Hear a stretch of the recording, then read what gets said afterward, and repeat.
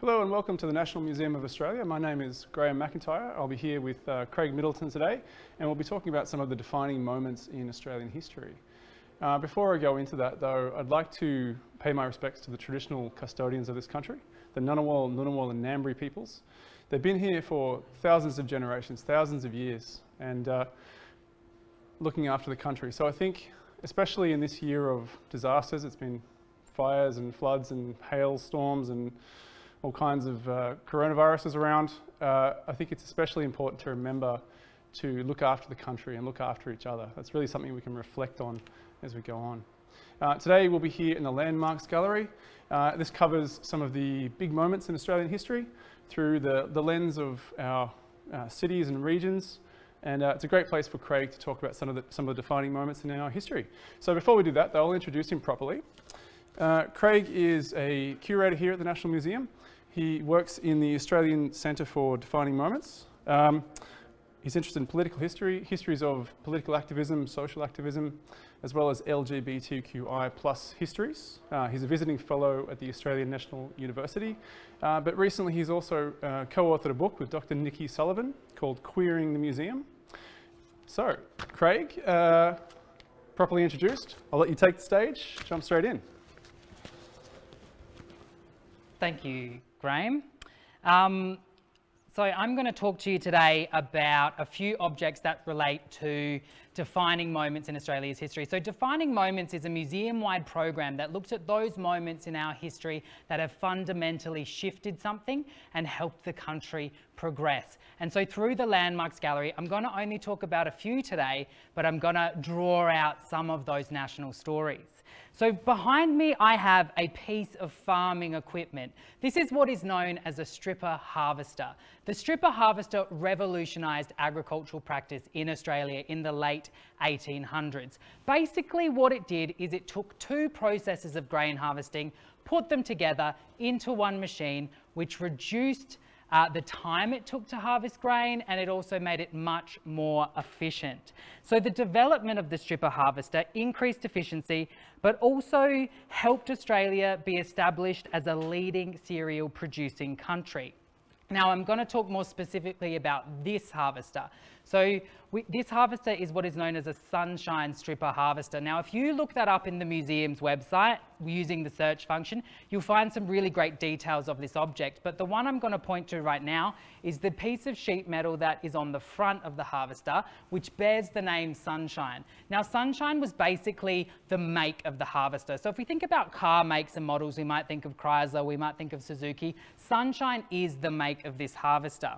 Now, a guy called Hugh Victor Mackay was the man behind the production and the invention of the Sunshine stripper harvester. And he invented it in 1884 and then began producing it in large quantities. So this particular one was manufactured in 1911, and from our records we know it was the 508th one off the production line that year. We have amazing records about the objects in the museum, so we can find out and document all that detail. We also know that this particular machine was used by the Sutton family on their farm in regional New South Wales, just outside the town of Cootamundra. They used it for the better half of the 20th century and replaced it in the 1950s. Now, we're grateful to the Sutton family for replacing their piece of machinery because over the years, it made its way to us here at the museum, and we can tell some amazing stories through this object. Now, I'm going to tell you right here that I am not an expert on farming technology, but what I'm more interested about is a story of workers' rights that's associated with this object. So I hope you'll come on this journey with me today as I explore that with you further. And I'm going to start in a town called Ballarat. I'm sure lots of you know Ballarat. By today's transportation standards, it's about an hour out of Melbourne, where Hugh Victor Mackay set up his Sunshine Harvester factory. Now, this is where he began producing these harvesters. But because they were so popular, he outgrew his site in Ballarat, and so he was looking around for other sites and found the perfect site in a village just outside the city limits of Melbourne called Braybrook Village. Now, it was perfect because it had a lot of space to set up an operation that was designed to grow. Now, Mackay didn't only set up a factory here and a manufacturing plant, he also set up a housing estate so the workers who worked in the factory could also live nearby. He included community facilities like gardens and tennis courts and even a church. Now, Mackay's harvester works became the beating heart of that community, a small community which was then adopting this harvester works and what they did at that works as a core part of their identity. So much so that in 1907, the locals petitioned to have the name Braybrook Village changed to Sunshine in honour of the factory that gave them so much pride. And now Sunshine is still around today. It's an outer suburb of Melbourne, and there is still evidence of the factory being there in some of the buildings that remain and in some of the street names that remain. Now, this self-sufficient village and operation that Mackay established in Sunshine was so perfect for the gathering of evidence for a workers' right claim in 1907. So, using the Sunshine Harvester Factory, a judge at the time, Justice Henry Bourne Higgins, decided that he wanted to gather evidence to determine what was a fair and reasonable working wage for a man with a family of up to 5. Now, I'm going to just quote for a second why Justice Higgins selected Mackay's factory. I selected Mr. Mackay's application out of some 112 applications made by Victorian manufacturers because I found the factory was one of the largest and had the greatest numbers and variety of employees. So he wanted to gather a lot of evidence. So the more people you have, the more informed a decision you can make. And he not only wanted a lot of workers, he wanted a diversity of workers. So some of these workers might have been single, some might have been married with no kids, and others might have had families of 1, 2, 3, 4, 5 kids. And so he wanted to get as much evidence as he possibly could to make a fair judgment. And I said that evidence gathering was very innovative at the time. Now, that's because Higgins didn't only gather evidence from the male workers, he also spoke to their wives to find out what they needed in a working wage. Now, this is called what is known as the harvester judgment. Now, the harvester judgment, the name, refers to this piece of farming equipment, the harvester. It refers to the Sunshine Harvester Factory, the site of the evidence collection, and it also references the judgment, something that a judge does to give gravitas to a decision. Now, this decision was a game changer because for the first time, employers were challenged to formulate wages on the basic needs of their employees rather than on the basis of the business profits or earnings. So you can imagine for a business that wasn't doing so well, the workers didn't get a share of the profit, they were paid less and they couldn't support their family. Now, in 1908, the High Court of Australia decided that the harvester judgment was unconstitutional, void and invalid. And this was because the Constitution at the time did not permit the Commonwealth to determine wages and working conditions. However, despite that this judgment could not be enforced, the concept that employers should determine wages and working conditions based on the needs of their employees influenced negotiations and discussions through to the 1970s, which then established a minimum working wage for all Australians. So we've come a long way in the last 5 minutes, from a piece of farming technology through to a factory and community that built its identity on this factory, through to something that has an impact for all Australians, and that is the minimum wage here. Now, we're going to move on in a sec, but I might ask my colleagues if we have any questions at the moment. We don't, and that's fine. Keep your comments coming through the feed, and we're going to do something really awkward right now, and we're going to walk through the gallery. I want you to picture yourself in a museum. When you walk into a museum, the objects you want to see aren't necessarily right next to each other, are they? So we're going to have to go through the gallery to get to the next object that I want to talk to you about. And I hope you'll be really interested in this object. So I've just been talking about this piece of farming equipment that relates to a significant manufacturing industry in Australia. And I'm going to now talk to you about another element of the manufacturing sector in Australia. And look, we're passing some amazing objects as we walk by that maybe one day we will be able to speak to at another time. And I'm hoping when we make our way around this corner, you'll be able to see the object that I want to talk about. I'm going to give you a hint. It's about a car. This is a manufacturing story about a car. So if you start typing into the chat box which make of car you think that is, has anyone written the right thing yet? That's all right, I'm going to tell you. It's a Holden. So we're here with the Holden and we're in another part of Victoria now. We're in a part of Victoria called Fisherman's Bend. Fisherman's Bend is the location in 1936 where General Motors Holden opened a new assembly plant, and Fisherman's Bend's near Port Melbourne. So this was their headquarters, this was the head office of General Motors Holden. So from at least the 1930s, Australian governments were captivated with the idea of a wholly Australian-made car. Before this time, while some car parts were produced here, others were imported, and yes, cars were being assembled in Australia, these cars held the makes of international brands like Chrysler and Morris. So governments in Australia believed that an all-Australian car industry would stimulate job growth, it would upskill workers and thus upskill an entire sector of workers, and reduce Australia's dependency on primary industries like manufacturing. And so they believed in this so much that in 1944, the Commonwealth government, the federal government of Australia, approached General Motors, which is a US-based company, through its Australian subsidiary, that's General Motors Holden, who had set up this factory in Fisherman's Bend, to design and build, and this was the directive, a family car for Australian conditions. They took on the challenge, and American and Australian engineers hand-built 3 test sedans and at, get this, the General Motors Experimental Workshop in Detroit, Michigan. I don't know about you, but I would have loved to have worked at the General Motors Experimental Workshop. How cool. This is one of those test Holdens. It's what is known as the Holden prototype number 1. So in 1946, in Detroit, Michigan, they were testing these vehicles. They were doing performance and durability tests.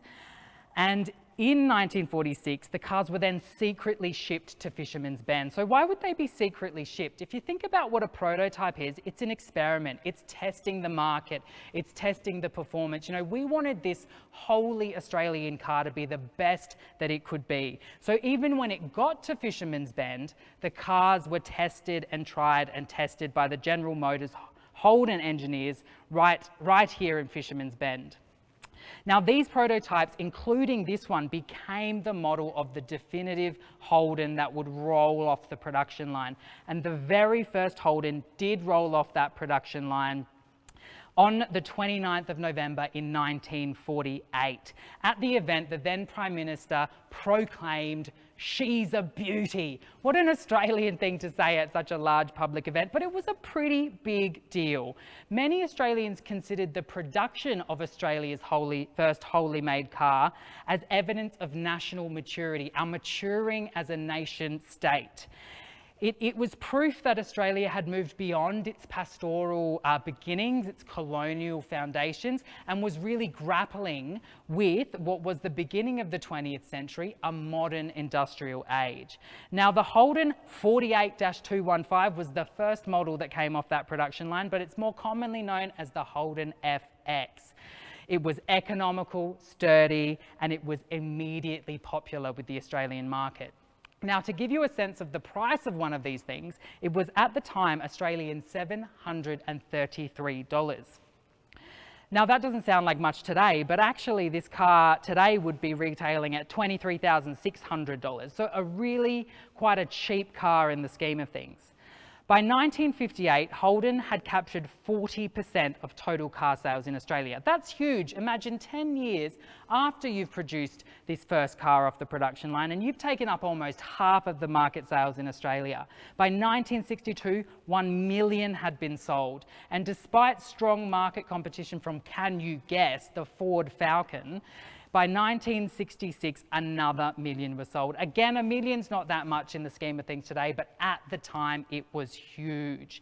Now, the other thing about Holdens and cars generally at this period is that when the Australian-made car came to us through Fisherman's Bend, it meant that more people could own it. It was cheaper, it was made here, and it was more accessible, which made the cities more accessible. It meant that suburbs could sprawl. We know our city suburbs sprawl. It meant that people could drive to work in suburbs, to live in suburbs, and to undertake their leisure activity in suburbs. So it was a game changer for the progress of our cities as well. Now, the Holden has come to symbolise not only personal prosperity and freedom for Australians, but national success and self-sufficiency. Today, the FX and FJ models of Holdens, which are based on this prototype, are some of the most recognisable icons of 1950 Australia. And you can see it in the chrome detailing, in the curves. And if you do go online and look at some of the detailed image, you'll see the interiors, which are absolutely beautiful. Now, we're going to do one of those awkward moves through the gallery again, so please bear with me. And I feel like I've spent far too long in Victoria. I'm sorry, Victorians. Amazing stories, but we're going to move up the coast, not that far away. We're going to Sydney. Now, the Holden is considered an icon in Australia. And what else could be considered an icon based in Sydney? There's a few things. I know you're guessing a few things right now, but we're going to just talk about one of those two things. It looks like big sails in the skyline. Yes, we're talking about the Sydney Opera House, which has today become an international icon for us. And we're really happy to be able to share these stories in the National Museum of Australia. But what I'm going to talk to you about first is not the Opera House, but the stretch of land that the Opera House now occupies. This is known as Bennelong Point. So, when the British colonists arrived in Australia by ship in 1788, this large peninsula stretched out into Sydney Harbour was the perfect place to unload supplies and get off the boat. So Bennelong Point was one of the first places which the European colonists had stepped onto the Australian continent. Now, before this time, this stretch of land and the general area was a really important site for the Gadigal people of the Eora Nation, who are the traditional custodians of the Greater Sydney area. They would regularly visit this site to fish and gather oysters and other kinds of food from the ocean. Now, after European settlement, it soon became a colonial military fort, and that's because of its prominence in the harbour, and they could see all around from that point. But that meant that Aboriginal people were forcibly removed from the site and at one point completely barred from even accessing the site. Now, I'm going to move into the 20th century here and talk to you about 1956, when Danish architect Jorn Utzon designed or participated in an international design competition to build or to design a performing arts centre for Sydney. Yes, the Sydney Opera House. And we are lucky enough in the museum to have one of the roof tiles. Now, it's probably looking a little different than what you might have imagined. And so what we can see here is how there's actually quite a detailed design in the tile, which gives you that beautiful view that we now have in Sydney Harbour in Circular Quay. But really, the Opera House was built over a really long period of time. There was a lot of challenges in the engineering of it, but it was finally opened by Queen Elizabeth II in 1973. And it stripped the flora and fauna that used to be all along Bennelong Point. Now today, while I was talking about the Opera House, I actually want to talk to you about this artwork behind me here. It's a sculptural work. It's by an artist called Black Douglas, who's also known as Adam Hill, and Hugh Ramage, and it was created in 2012, so it's quite a recent acquisition for the museum. And what I'm going to do is read you the artist statement, because I think it's an important role for museums to express artist intent. And I quote, "The foremost icon of Sydney, being the Opera House, was completed within the same era whereby Aboriginal ornaments Neville and Nolene, who you can see here, were making their way into suburban front yards. A form of token material sentimentality akin to naming an artificial point after an Aboriginal individual who actually spent a good part of his life elsewhere." So this tokenism that's referred to in the artist statement is about the site that the Opera House occupies currently, Bennelong Point, which was named by the colonists after an Aboriginal man. Bennelong, who was basically the main communicator between the colonists and the local Aboriginal people. At one point, the governor at the time approved a dwelling to be built on Bennelong Point for Bennelong, but he didn't spend much time there, and at least after 2 years after that had been built, he never returned. So this reference to tokenism is also much like the tokenism represented in these sculptures, and this is really important to the artist. Now I'm going to go back to the artist's intent and explain that the artist, Black Douglas, says that the Sydney Opera House personifies the very ethnic of the British colonial. The structure is white, it's large, it's bold, it juts out as if the bow of a tall fleet ship. Now, Douglas references in this artwork a lot of Indigenous knowledge and a lot of First Nations understanding of Bennelong Point, and I want to move through those very quickly with you. So right at the bottom we have the shelled box, which refers to the middens or mounds of shells that Aboriginal people once created on the headland as they harvested shellfish and other foods.